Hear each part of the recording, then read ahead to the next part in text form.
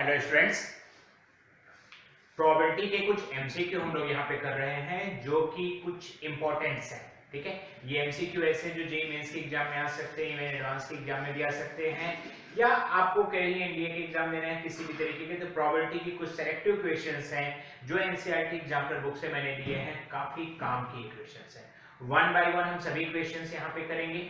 Question number 1 लिया है मैंने, उसके अगेंस्ट 4 ऑप्शन दिए हैं, तो सबसे पहले आप ये चारों क्वेश्चंस को सॉल्व करिए। इनके करस्पॉन्डिंगली आपका जो भी आंसर आ रहा है उसे कमेंट बॉक्स में लिख के मुझे बताइए कि sir we are getting this much answer, और try to solve as fast as you can, क्योंकि मैं यहाँ पे स्पीड में चीजों को लेके चलता हूँ, क्योंकि हमारे पास जब जेडबल का एग्जाम आता है तो लिमिटेशन होती है कि इतने टाइम पे इतना क्वेश्चंस करना है, तो उसकी स्पीड हमें क्लासरूम में ही बनानी पड़ेगी। During our preparation we have to move speed से काम करना है। ठीक है, तो solve the first question. I am going with the second also in the parallel. तब तक आप फर्स्ट का आंसर लिखिए, मैं सेकंड क्वेश्चन नोट डाउन करता हूं। 3 numbers are chosen from 1 to 20.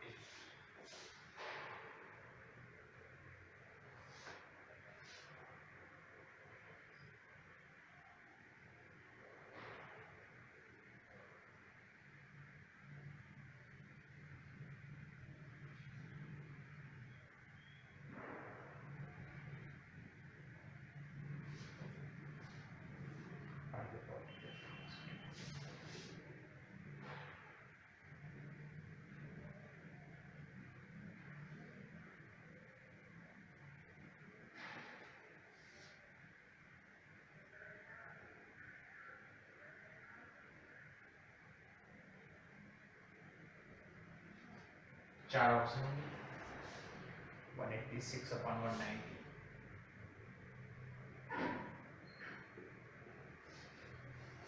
187, 188,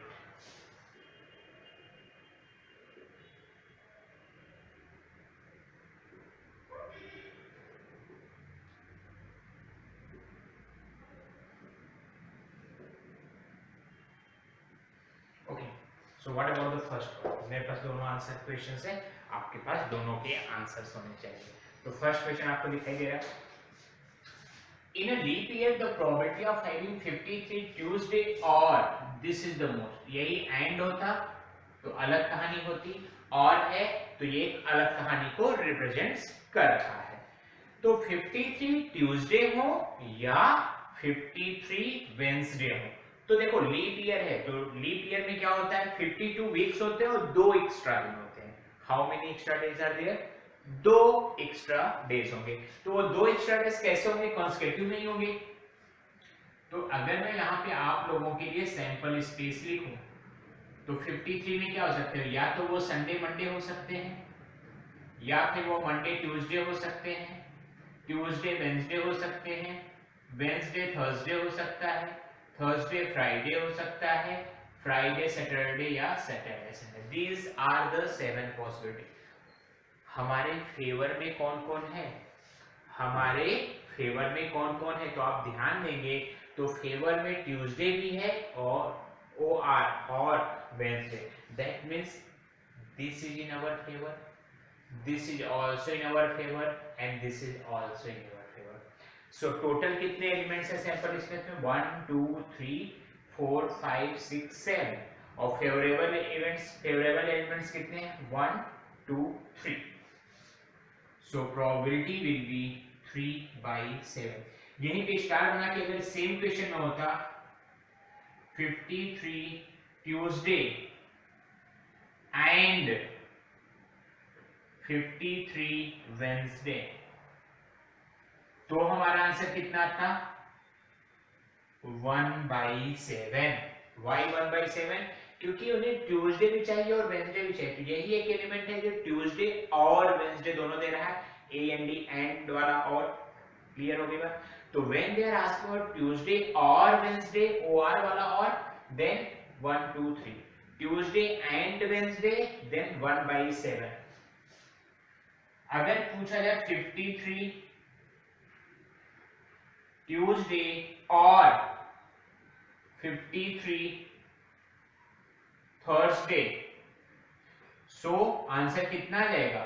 4/7, क्योंकि ये भी फेवर में Tuesday Tuesday Thursday Thursday, total कितने लोग हमारे फेवर में आ गए 4, टोटल कितने एलिमेंट थे 7, प्रोबेबिलिटी कितनी आ गई 4/7। क्लियर हो गई बात। एक लास्ट एग्जांपल मैं इसी में लेता हूं कि अगर इसी में पूछ ले 53 ट्यूसडे एंड 53 थर्सडे, तो हमारा आंसर क्या आएगा 0। क्यों 0 आएगा साहब? क्योंकि ट्यूसडे और थर्सडे साथ में तो आ नहीं सकते ना, एक ही आना है।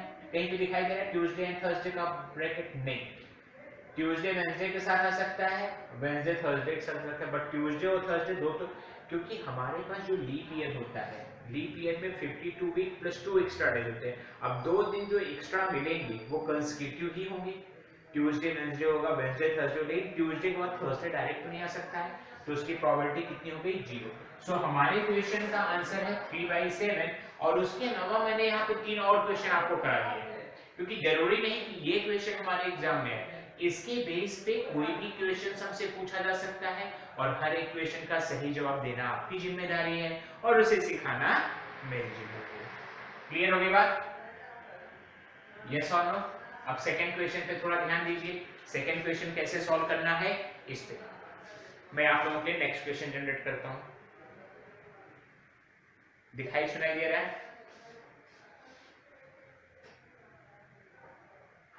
बिल्कुल दिखाई सुनाई दे रहा है।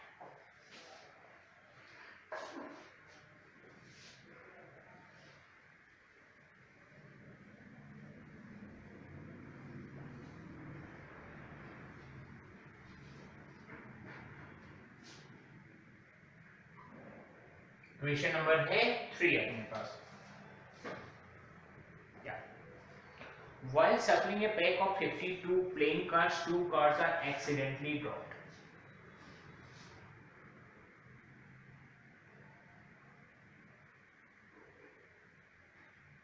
While shuffling a pack of 52 cards, 2 cards are dropped. अपने से गिरे, drop accidentally. Find the probability that the missing cards to be of different color.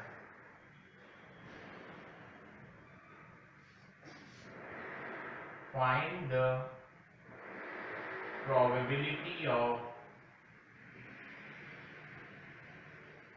missing cards of different colours. जो मिसिंग कार्ड्स हैं वो कैसे हैं? डिफरेंट कलर के। इनके चारों ऑप्शन दिए होंगे? जी बिल्कुल दिए हैं, तो चारों ऑप्शन को आप बताएंगे तो अच्छा रहेगा।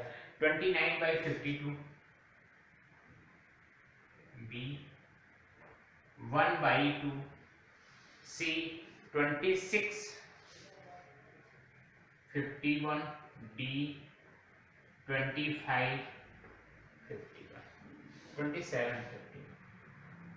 So these are the 4 options, ठीक है। लेकिन ये क्वेश्चन सॉल्व करने से पहले इसका क्या आंसर है सेकंड का, आप लोग मुझे बताइए। 3 numbers are chosen at random, कोई भी रैंडमली 3 नंबर्स लिए गए,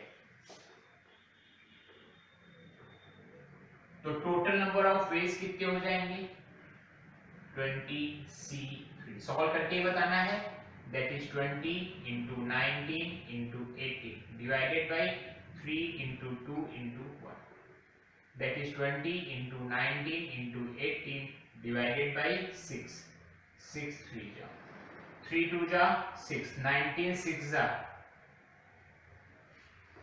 क्लियर हो गई बात। 19 3 जा 57, 57 2 जा 11410। फेवरेबल वेज,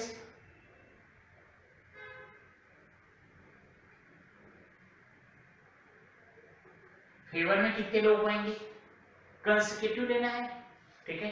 1 से 20 के बीच में, तो 1 से स्टार्ट करेंगे तो एक 1 2 3 2 3 4 3 4 5 5 6 4 5 6 5 6 7 और लास्ट में जो आएगा 18 19 20। सो फेवरेबल वेज में ऐसे लिखता हूँ आपको समझाने के लिए 1 2 3 2 3 4 3 4 5 dot dot dot dot dot dot, last में देखेंगे तो एक आएगा 17 18 19 और उसके बाद जो आएगा 18 19 20। बस हो गया। तो कितने हुए, कितने लोग दिखाई दे रहे हैं 1 से लेके 18 तक। So probability will be 18 divided by 1140। ठीक है, 18 डिवाइडेड बाय 1140। तो इसको अगर मैं सबसे पहले 6 से कैंसिल होगा, 6 से कैंसिल हो तो 6 3 जा 6 190, 3 divided by 190. Find the probability they are not consecutive. So this is the probability of consecutive. So probability of non-consecutive will be 1 minus 3 upon 190, 187, नीचे आएगा 190. So B is the correct answer. समझ में आया? यहाँ पे हम ये ढूंढने नहीं गए कि कितने नंबर्स ऐसे हैं जो कॉन्सेक्यूटिव नहीं है, हम यहाँ पे ढूंढने गए कि कितने लोग ऐसे हैं जो कॉन्सेक्यूटिव हैं. Once we know consecutive probability, then 1 में से हम माइनस कर देंगे तो हमारा आ जाएगा probability of non consecutive. Clear हो गई बात? तो कंसेक्यूटिव और नॉन कंसेक्यूटिव निकालना है तो हम हमेशा कंसेक्यूटिव को निकालेंगे और उसको 1 में से माइनस कर देंगे तो हमारा आंसर एकदम परफेक्ट आएगा. क्लियर हो गई इतनी बात? यस और नो? चलिए ठीक है, सेकंड हो गया. अच्छे से नोट डाउन करिए और थर्ड का आंसर निकालने की आप कोशिश करिए. तब तक हम लोग मूव करेंगे फोर्थ क्वेश्चन पे. फोर्थ क्वेश्चन क्या है?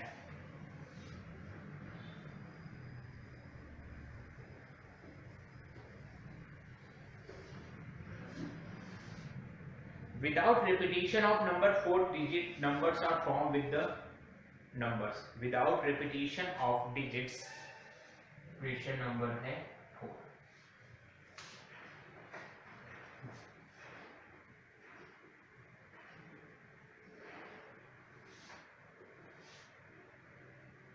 Without repetition of digits, किसी भी डिजिट को हम रिपीट नहीं करेंगे. 4 digit number are formed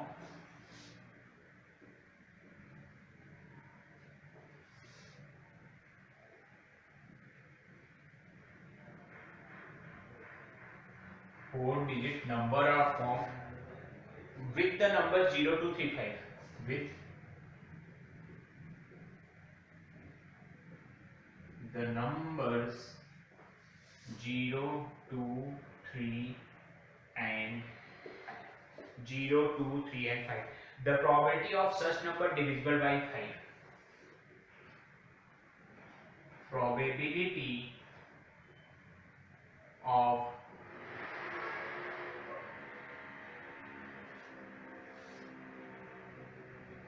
such number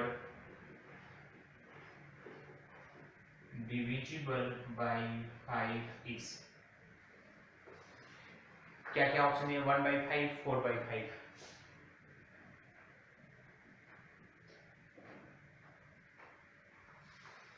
one 35 9.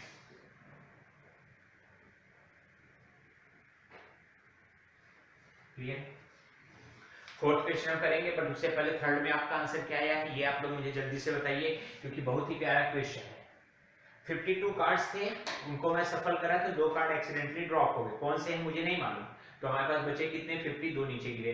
हमें बताना है व्हाट इज द प्रोबेबिलिटी कि जो 2 कार्ड ड्रॉप हुए हैं या जो मिसिंग है वो डिफरेंट कलर के हैं. मतलब एक तरीके से 52 में से जो 2 कार्ड नीचे गिरे, गिराए, फेंके, मिस हुए, व्हाटएवर यू वांट टू से, वो अलग अलग कलर के हैं. तो टोटल नंबर ऑफ वेज कितना हो जाएगा?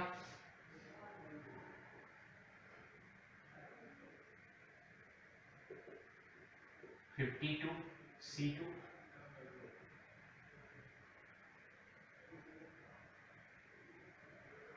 फेवरेबल वेज कितने हो जाएंगे? फेवर में कितने लोग होंगे? एक ब्लैक और एक रेड. ब्लैक कलर के कितने कार्ड? 26. उसमें से कोई एक जाए. रेड कलर के कितने कार्ड? 26. उसमें से कोई एक जाए. So probability is 26C1, 26C1, 52C2. That is 26 26 divided by 52 into 51 divided by 2 52 26 cancel हो जाएंगे, 2 ऊपर जाएगा, 26 2 जा 52 बनेगा और 52 ऊपर है 52 नीचे कैंसिल हो गया। तो हमारा आंसर कितना आ जाएगा 26 divided by 51। C is our correct answer. एकदम सिंपल था, लेकिन बस ये समझना था कि हमें यहाँ पे ये बताना था कि 26 ब्लू ब्लैक कलर उसमें से कोई एक ड्रॉप हो, 26 रेड कलर के उसमें कोई ड्रॉप हो, ये हमारे फेवर में है। और हमारे पास टोटल कितने लोग हैं 52, उसमें से कितने कार्ड्स लेते हैं 2, तो 52 में से 2 कार्ड्स ड्रॉप हुए तो total number of ways 52 C2, favourable ways 26 C1 26 C1। Clear हो गई इतनी बात? यस और नो? थर्ड नोट डाउन करिए, फोर्थ ट्राई करिए। मैं तब तक आप लोगों के लिए फिफ्थ क्वेश्चन जनरेट करता हूं।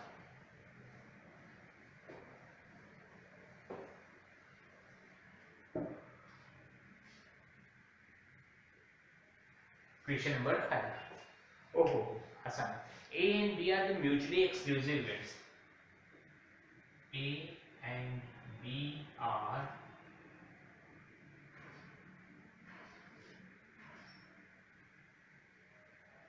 mutually exclusive events. A and B are mutually exclusive events. तो PA और PB के बारे में बात करनी है। Probability of A is less than equal to probability of B1. Probability of A is greater than equal to probability of B bar. Third, probability of A is less than probability of B, and D as usual none of these। चार option. लेकिन इन चारों option से पहले हम question number 4 के पास जाएंगे, उसकी हकीकत जानना चाहेंगे कि उसमें कितनी सच्चाई है। ठीक है, तो क्वेश्चन नंबर 4 अगर आप देखेंगे तो without repetition of the digit, digit को रिपीट नहीं होना, 4 डिजिट कितने नंबर बना सकते हैं टोटल? तो पहले आएगी बात टोटल नंबर्स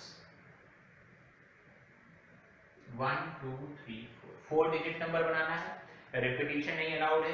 तो यहाँ पे कौन सा नंबर है 0 2 3 एंड 5। सो 4 डिजिट नंबर में यहाँ पे 0 नहीं रखेंगे, क्योंकि 0 रखेंगे तो नंबर कैसा हो जाएगा 3 डिजिट नंबर हो जाएगा। दैट मींस इस प्लेस पे 0 के अलावा किसी को भी बैठा हो, किसी को बैठा हो मतलब 2 3 या 5। So this place can be filled by 3 ways. एक इंसान आके बैठ गया, बचे कितने लोग खड़े कितने 3, यहाँ पे कोई भी 3 बैठेगा, कोई भी 2 और कोई भी 1। That is 3 into 3 into 2 into 1. That is 18 ways. Number divisible by 5. अब 5 से डिविजिबिलिटी कैसे चेक करते हैं 1 2 3 4 1 2 3 4।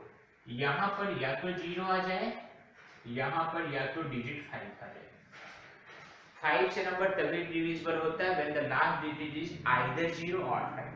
लास्ट प्लेस पे 0 या 5 आएगा तो ही 5 से डिविजिबल होगा, और 0 और 5 है तो डिविजिबल होगा भी। मतलब इफ एंड ओनली इफ वाली यहाँ पे कंडीशन है कि अगर 0 और 5 है तो डिविजिबल होगा और होगा। क्लियर हो गया? सपोज यहाँ पे 5 डाल दिया मैंने, ठीक है, 5 यहाँ पे बैठ गया तो बचे कितने लोग 3 0 2 3। 4 डिजिट नंबर बनाना है तो 0 यहाँ अलाउड नहीं है, तो 2 3 my that means this place can be filled by 2 ways and 1 ways। यहाँ पे 0 आ चुका है तो 2 3 5, यहाँ पे कोई भी 3 लोग बैठेंगे, 2 बैठ चुके, नाउ 2 लोग खड़े थे, कोई एक बैठ गया, कोई एक बैठ गया। सो 2 into 2 into 1 into 5 नहीं, इंसान नंबर 5 बैठा है, डिजिट 5 बैठा है, तरीका तो एक ही है। Plus 3 into 2 into 1 into 1 1 into 0 नहीं, 0 डिजिट है जिसके बैठने का 1 वे है। सो 2 2 जा 4 3 2 जा 6 10। तो प्रोबेबिलिटी कितनी आ गई 10 डिवाइडेड बाय 80, 10 डिवाइडेड बाय 80। 2 से अगर इसको डिवाइड करेंगे we will get 5/9 and that's our correct answer. कहीं पे कोई दिक्कत, कोई परेशानी, कोई समस्या प्रोबेबिलिटी से रिलेटेड है, ठीक है, तो प्लेलिस्ट को सर्च करिए, ठीक है, उसमें सभी क्वेश्चन, सभी कंसेप्ट, छोटी छोटी की इवेंट क्या होता है, सैंपल स्पेस क्या होता है, प्रोबेबिलिटी किसकी निकालते हैं, कब निकालते हैं, क्यों निकालते हैं, अनसर्टेन प्रोबेबिलिटी क्या होती है, डेफिनेट प्रोबेबिलिटी क्या होती है, प्रोबेबिलिटी के फॉर्मूलेस क्या होते हैं, प्रोबेबिलिटी के बेसिक्स एकदम अगर आपको चाहिए तो प्लेलिस्ट में जाइए, सारी चीजें मिल जाएगी। 12th का चाहिए तो 12th की प्लेलिस्ट में सर्च करिए। क्लियर हो गई इतनी बात? क्लियर? इसको नोट डाउन करिए और क्वेश्चन नंबर 5 ट्राई करिए, फिर हम लोग चलेंगे क्वेश्चन नंबर 6 के पास।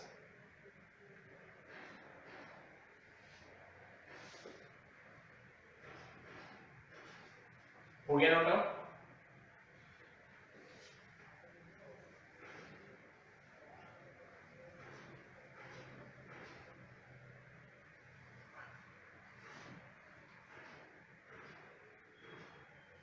Now question number 6। तब तक आप लोग इसको सॉल्व करके आंसर मुझे कमेंट कर बताइए क्या आ रहा है आपका answer. Probability of A union B is equal to, wow, probability of A union B is equal to probability of A intersection B. Wow, very rarely I got to see such kind of expression कि A union B A intersection B के बराबर है for any two events A and B. Then first option PA equal to PB मतलब equal greater less. Probability of A is equal to probability of B. Probability of A is less than probability of B. Probability of A is greater than probability of B. And the day none of this. ठीक है, इसको करना है but उसके पहले fifth को हमें solve करके बताइए, कमेंट कर बताइए क्या आंसर आ रहा है, तुरंत कमेंट करिए।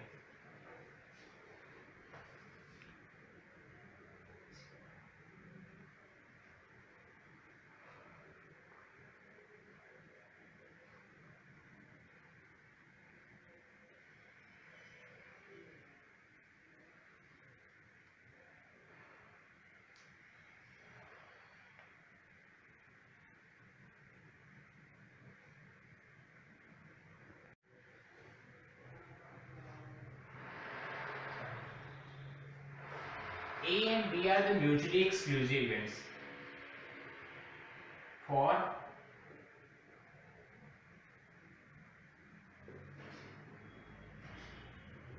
mutually exclusive events. Probability of A intersection B क्या होगा वो 0 होगा। Probability of A intersection B क्या होगा वो 0 होगा। अब देखिए A and B और कुछ नहीं दिया है, तो अगर मैं इसका वेन डायग्राम आप लोगों के सामने रखूं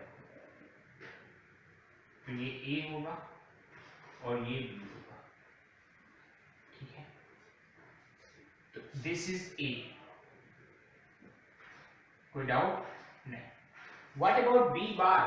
B बार मतलब B के बाहर के सारे लोग, मैं डॉट बना रहा हूं।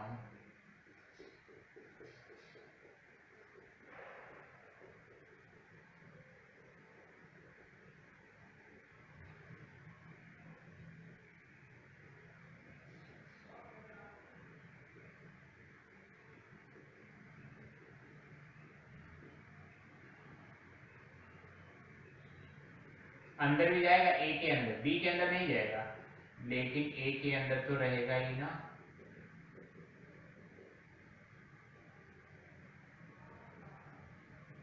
हाँ, तो ये जो वर्टिकल लाइन है ये A है और ये डॉटेड है वो B बार है। तो प्रोबेबिलिटी ऑफ B बार मतलब B के बाहर के सभी लोग और प्रोबेबिलिटी ऑफ A छोटा। तो क्या दिखाई दे रहा है, A बड़ा है या B बार बड़ा है? ऑब्वियसली B बार बड़ा है, सो probability of A is less than equal to B bar. equal to B हो सकता है क्या कभी? हाँ हो सकता है, जब बीच में कोई एलिमेंट ही नहीं हो, A और B मिलके ही पूरे हो रहे हैं। For example something like this, this is set है, दिस इज सेट B, तो दिस इज A और B डैश क्या होगा ये, तब इक्वल भी हो सकते हैं। कब? जब बाहर कोई एलिमेंट ना हो, A और B के अलावा कोई और एलिमेंट बाहर अवेलेबल नहीं होगा, तो वहां पे इक्वालिटी भी आ सकती है। So the correct answer is first, first is the correct answer. Clear हो गई इतनी बात? Now move to question number 6। देखते हैं 6 में क्या आंसर आ रहा है। अच्छे से इसको एक बार सॉल्व करके जो भी आंसर है उसको कमेंट करिए, तब तक मैं चलता हूं क्वेश्चन नंबर 7 आप लोगों के लिए जनरेट करता हूं।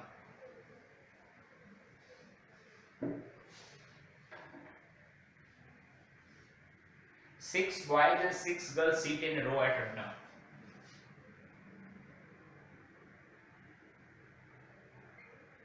Six boys and 6 girls sit in a row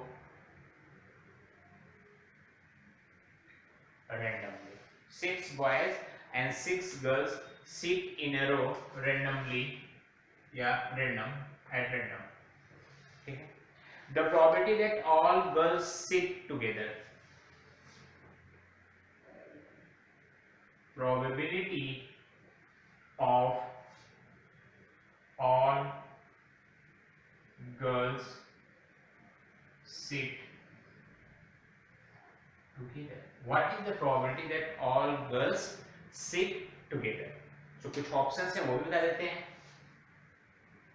1/432, B option. 12/431, C option 1/132, D option none of this. पहले हम इसको सॉल्व करें उससे पहले इसके आंसर आप लोगों को वेरीफाई करते हैं। कितने लोगों ने ए टिक किया है, कितने ने बी टिक किया है, कितने ने सी टिक किया है, कितने ने डी टिक किया है, वो चेक करें कि उनका सही आंसर क्या है। ए यूनियन बी और ए इंटरसेक्शन बी बराबर है। आंसर पे चलते हैं। We all know probability of A union B is equal to probability of A plus probability of B plus minus probability of A intersection। A union B की value A intersection B के बराबर हो गई है। A union B की value A intersection B के बराबर हो गई है। तो क्या हो रहा होगा? इस एक्सप्रेशन से आपको नहीं पता चलेगा, आपको सोचना पड़ेगा, आपको मेहनत करनी पड़ेगी कि A यूनियन B क्या होता है। This is set A, this is set B, this is A union B और ये क्या होता है A इंटरसेक्शन B। अभी तो इक्वल नहीं लिखे, दोनों को इक्वल होने के लिए क्या करना पड़ेगा? देखो अगर मैं इसको इधर लेके आऊं तो 2 times probability of A union B is equal to PA plus PB, क्योंकि ये भी क्या है यूनियन ही है। अब यहाँ पे A यूनियन B 2 बार है, यहाँ पे A और B है। कब होगा? It's true if and only if, that is I double F, if and only if। ये तभी ट्रू होगा जब प्रोबेबिलिटी ऑफ A किसके बराबर हो जाए? A यूनियन B के बराबर हो जाए। प्रोबेबिलिटी ऑफ B किसके बराबर हो जाए? A यूनियन B के बराबर हो जाए। That is probability of A और प्रोबेबिलिटी ऑफ B दोनों क्या हो जाएं? इक्वल हो जाए। और इक्वल टू किसके हो जाए वो भी मैंने बता दिया है, A यूनियन B या A इंटरसेक्शन B, क्योंकि अब मैंने बताया A यूनियन B के बराबर हो। जेई एडवांस में चौथा ऑप्शन A इंटरसेक्शन B भी होगा। ठीक है कि PA equal to PB equal to PA union B, PA equal to PB equal to PA intersection B और C option PA equal to PB। तो ये तीनों हमारे सही आंसर होंगे। बात समझ में आया? PA PB के इक्वल हो सकता है, PA PB के इक्वल है और A यूनियन B के बराबर है, ये भी सही आंसर। PA PB के इक्वल है और A यूनियन B के बराबर है, ये तीनों आंसर हमारे परफेक्टली करेक्ट आएंगे। क्लियर हो गई इतनी बात? तो यहां से हमने देखा कि हमारा जो गिवन ऑप्शन है ये A ऑप्शन हमारे यहाँ पे करेक्ट है। क्लियर है? नोट डाउन करिए और उसके बाद क्वेश्चन नंबर 7 के लिए थोड़ी सी जद्दोजहद करिए, मेहनत करिए।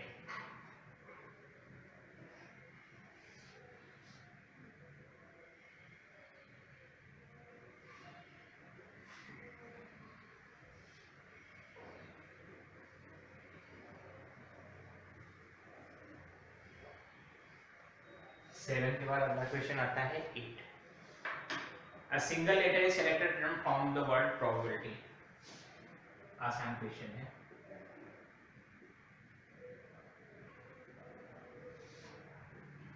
a single letter is selected from the word probability. Probability से दोनों होते हैं. Probability, the probability that it is a vowel.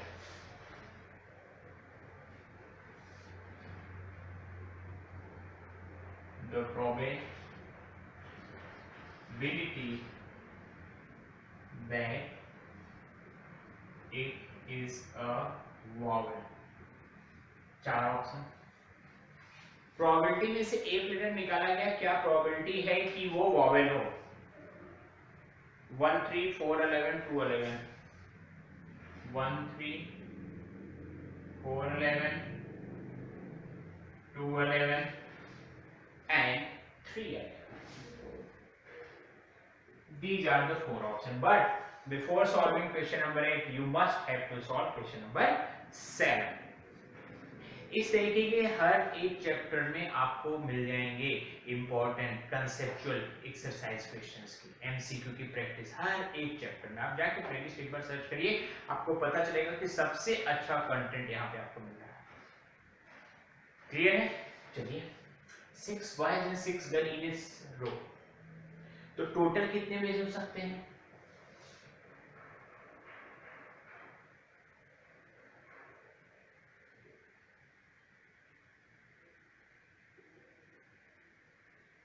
कैसा बोल सकते हैं कि टोटल नंबर ऑफ वेज जो होंगे वो 12 फैक्टोरियल होंगे, क्योंकि 6 बाय 6 इन जनरल हम 12 लोगों को बैठा रहे हैं, तो 12 पर्सन्स कैसे बैठ सकते हैं? 12 p2 बोल सकते हैं. That is nothing but 12 factorial.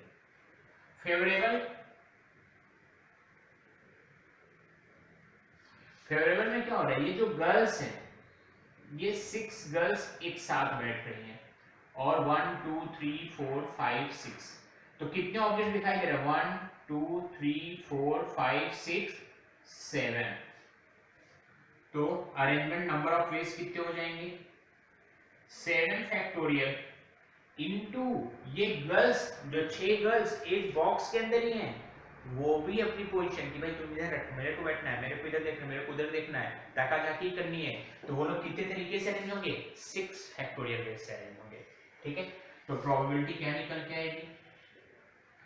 Probability अपनी निकल के आएगी 7 factorial into 6 factorial divided by 12 factorial. और हमें सॉल्व करके बताना है, क्योंकि जितने भी आंसर है सब सिंपलीफाइड वर्जन में है, तो मेहनत करनी पड़ेगी.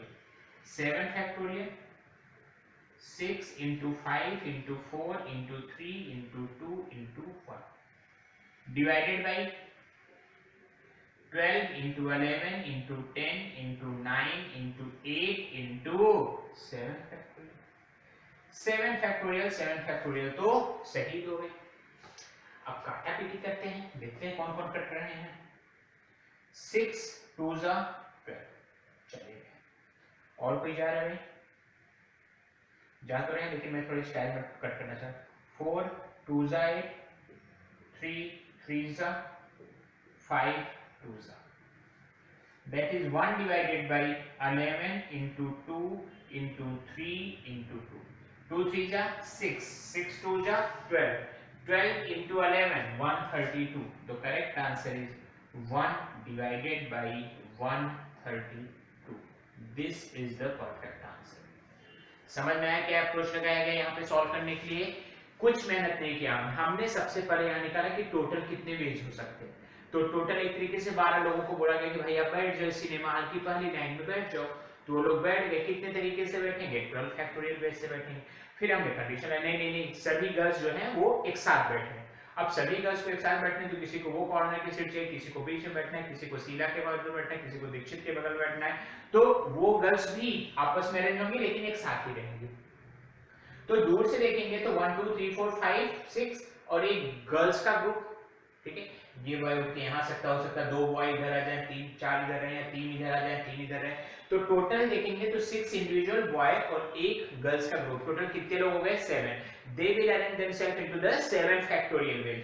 और उसके बाद गर्ल्स इंटरनली अपने को अरेंज करेंगे 6 फैक्टोरियल वेज से. तो प्रोबेबिलिटी क्या बोलती है, favourable cases divided by total number of cases. तो फेवरेबल में कितने हैं, 7 फैक्टोरियल इंटू 6 फैक्टोरियल, टोटल कितना है 12 फैक्टोरियल। गुणा भाग किया, सॉल्व किया, आंसर आया। समझ में भी आया क्या, सी। ठीक है, नाउ क्वेश्चन नंबर है 8 अपने पास।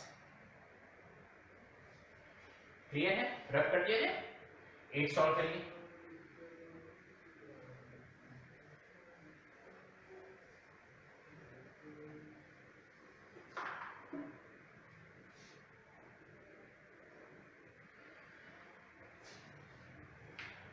The probability of A to fail in examination is 0.2.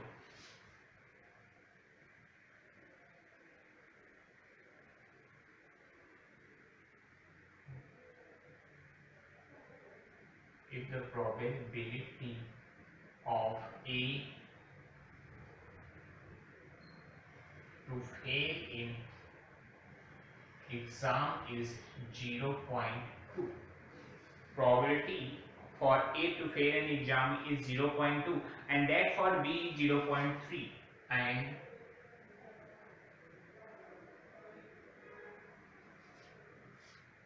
that for B is 0.3, then the probability that either A or B fails, then the probability of either A or B fails। चार option दिए हैं, चार option मैं आपको समझाता हूं। Greater than 0.5, equal to 0.5,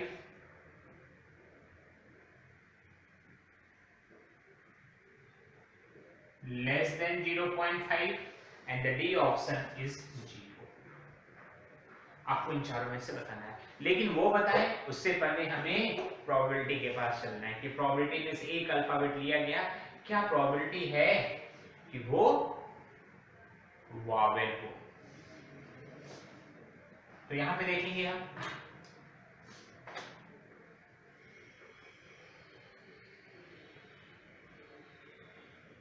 letters कौन कौन से दिए गए हैं, P, R, O, B, A, B, I, L, I, T, Y, और उसमें वॉवेल्स कौन से हैं, O, A, I, I, हाँ है ना, O, A, I, I। तो प्रोबेबिलिटी क्या बोलेगा कि भाई इन चार में से कोई एक चला जाए, और टोटल कितने 1 2 3 4 5 6 7 8 9 10 11, सो 4 डिवाइडेड बाय 11। यहाँ पे ये मत देखना कि रिपीटिशन है तो कितनी बार रिपीट हो, क्योंकि जो ऊपर हो रहा होगा वही नीचे रहेगा। यहाँ पे हमें एक अल्फाबेट पिक करना है, वो अल्फाबेट या लेटर जो है वो वॉवेल भी हो सकता है, कंसोनेंट्स भी हो सकता है, और हमें प्रोबेबिलिटी चाहिए कि वो वॉवेल हो। तो वॉवेल कितने हैं 1 2 3 4 डी, टोटल कितने थे 11, कोई भी। अब यहाँ पे आई दो बार है तो उसके रिपीटेशन को काउंटिंग यहाँ नहीं करेंगे, और करेक्ट आंसर किसको टिक करेंगे, बी फॉर बनारस, बॉम्बे, बरेली, बैंगलोर, जो आपकी मर्जी हो, बट टिक आपको करना है बीजा ऑप्शन, सेकंड ऑप्शन। क्लियर होगी बात अपनी, इतना कॉपी कर लिया। और हम लोग चलेंगे क्वेश्चन नंबर 10 के पास।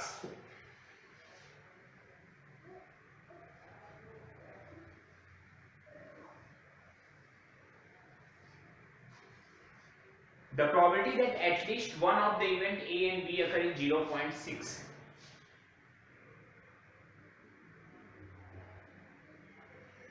Probability that at least one of the events, probability that at least one of the events A and B occurs, A and B occurs is 0.6. If A and B occur simultaneously, if A and B occurs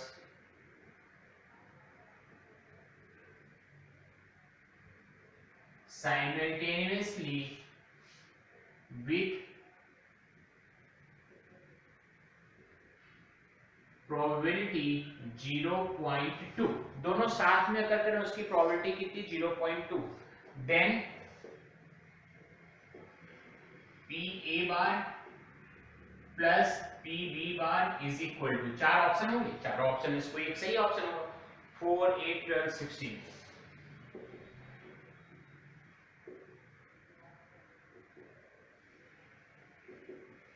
These are the 4 option given to us. तो start करते हैं question number 9 के पास। 9 में आपका क्या answer आया वो मुझे जल्दी से बताइए आप लोग। If the probability of A fail in the examination is 0.2, ए जो है वो एग्जाम में फेल हो जाएगा, उसकी प्रोबेबिलिटी है 0.2, और बी के फेल होने की प्रोबेबिलिटी कितनी है 0.3, ठीक है। Then the probability that either A और बी फेल्स, या तो ए फेल हो जाए या बी फेल हो, कोई भी एक फेल हो जाए तो हम सर जीत जाएंगे, उसकी प्रोबेबिलिटी क्या है, उसकी प्रोबेबिलिटी क्या है। तो यहाँ पे हमारा जो काम रहेगा वो ये चीज को आइडेंटिफाई करने का रहेगा कि कब ऐसा होगा कि कोई भी फेल नहीं हो, कोई भी फेल नहीं हो, उसको 1 में से माइनस कर देंगे तो हमें मिल जाएगा कि कोई ना कोई तो फेल ही है। बात समझ आ रही है? ना तो मैं ए को फेल करूंगा ना तो बी को फेल करूंगा। देखते हैं प्रोबेबिलिटी ऑफ ए बार नहीं फेल हुआ 0.8, प्रोबेबिलिटी ऑफ बी भी ना फेल हो that is 0.7। So probability of A bar and b bar, that is probability of a into probability of b, that is 0.8 0.7, 8 7 ja 56, so 56 is the probability, 0.56 is the probability कि ना तो a fail हो रहा है ना तो b fail हो रहा है, that both pass। a बार मतलब a पास हुआ, b बार मतलब b पास हुआ, दोनों में एंड आया मतलब दोनों पास हुए। So probability both pass is 0.56, so probability either a और b fails is 1 minus 0.56, that is 0.44, 0.44, that is less than 0.5, that is C will be our correct answer, जो हमें क्या देगा 4 मार्क्स ला के देगा। C is the correct answer, जो हमें क्या करेगा 4 मार्क्स ला के देगा। बात समझ में आ गई इतनी? यस और नो? क्लियर है? हमने क्या निकाला कि A को भी पास कर दिया, B को भी पास कर दिया, ए के फेल होने की प्रोबेबिलिटी दिया था, बी के फेल होने की प्रोबेबिलिटी दिया, फेलियर तो अपना काम है नहीं, तो हमने क्या किया दोनों को पास कर दिया। पास करने के लिए क्या किया 1 में से माइनस कर दिया। समझ में आ रहा है? पॉइंट जादू से नहीं आया, 0.2 को 1 में से सबट्रैक्ट किया तो 1 minus 0.2 0.8, 1 minus 0.3 0.7, तो ये दोनों क्या हो गया पास हो गए।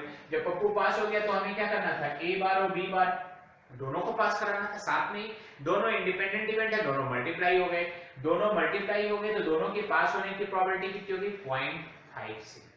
जब दोनों पास हो गए, जब दोनों पास हो गए तो उसको 1 में से माइनस कर देंगे, तो या दोनों फेल होंगे या कोई ना कोई एक तो फेल होगा, दैट इज आइदर ए और B fail is 1 minus both pass, that is 1 minus 0.56, तो कितना जाएगा 0.44। तो ऑप्शन में देखेंगे 0.44 तो दिख नहीं रहा है, तो ध्यान से देखेंगे तो 5 से छोटा नंबर, जो 0.44 है वो 5 से छोटा नंबर है और वही अपना सही आंसर है।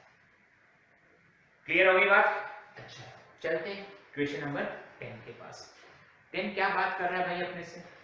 10 बोल रहा है probability that at least one of the event A and B occur is 0.6.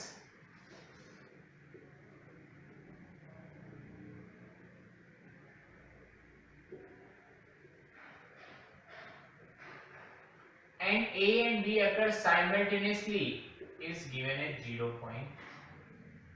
गायब हो गया 2 दिखाई दे रहा है, this is 0.2 और ये दिया है 0.6। हमें क्या निकालना है probability of A bar plus probability of B bar, जैसे यहाँ पे ए बार बी बार था वैसा ही रहेगा। We know probability of A union B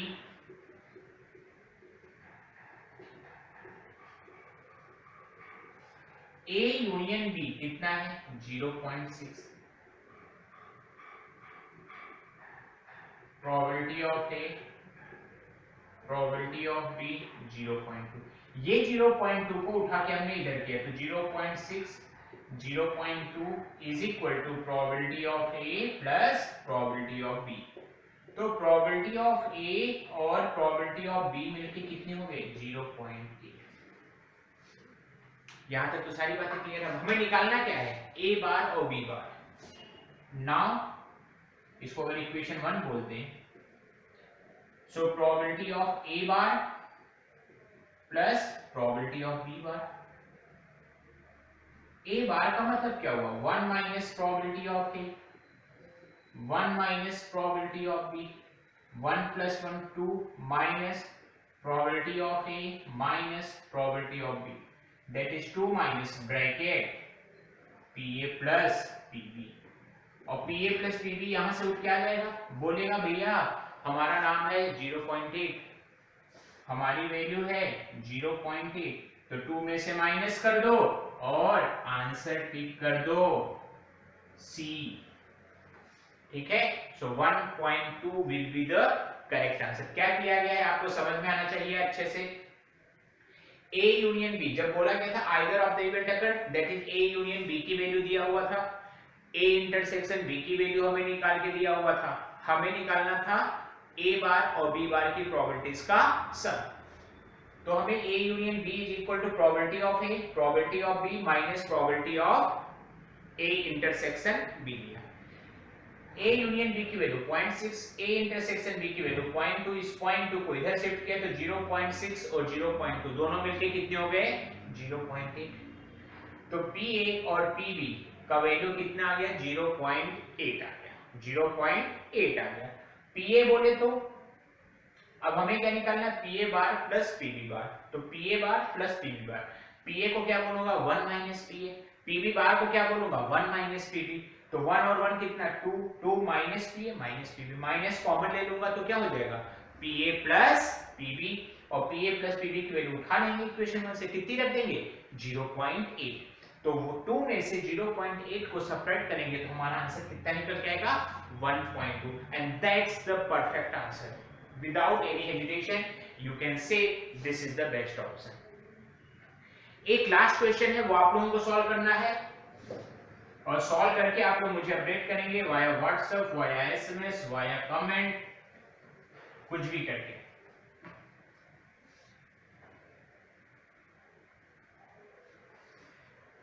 If M and N are the two events, then at least one of them occur. Homework question, not 11. If M and N are two events, then M and N are two events, then at least one of them occur. Then at least one of them occurs. क्या relation आएगा PM PM to PM, probability of M plus probability of N minus probability of M intersection N, probability of M plus probability of N minus 2 probability of M intersection N, probability of M plus probability of N plus 2 times M intersection N, probability of M plus probability of N plus probability of M intersection N. These are the 4 option. Comment करके आपको बताना है कि इसमें सही answer क्या है, chocolate आपको मिलेगी। ठीक है, आप कमेंट बताओ, कुछ ना कुछ अच्छा आपको मिलेगा। कोई अच्छा क्वेश्चन बैंक में दूंगा, कोई अच्छी पीडीएफ में आपको दूंगा, कोई अच्छी से बुक्स में आपको दूंगा, कुछ ना कुछ मैं दूंगा। सही जवाब आपको चाहिए इमीडिएटली। क्लियर हो गई इतनी बात? तुरंत सॉल्व करो, तुरंत कमेंट करो, बात का नहीं रखना है। क्लियर है? तो इस तरीके से हम लोगों ने आज प्रोबेबिलिटी के एग्जांपल्स किए और साथ में आपको एक बहुत ही खूबसूरत एक होमवर्क क्वेश्चन दिया हुआ है जो आपको सॉल्व करके मुझे बताना है। ठीक है, तो आज के लिए इतना ही, नेक्स्ट लेक्चर में हम लोग इस पे और आगे कंटिन्यू करेंगे, ठीक है? Till then bye bye.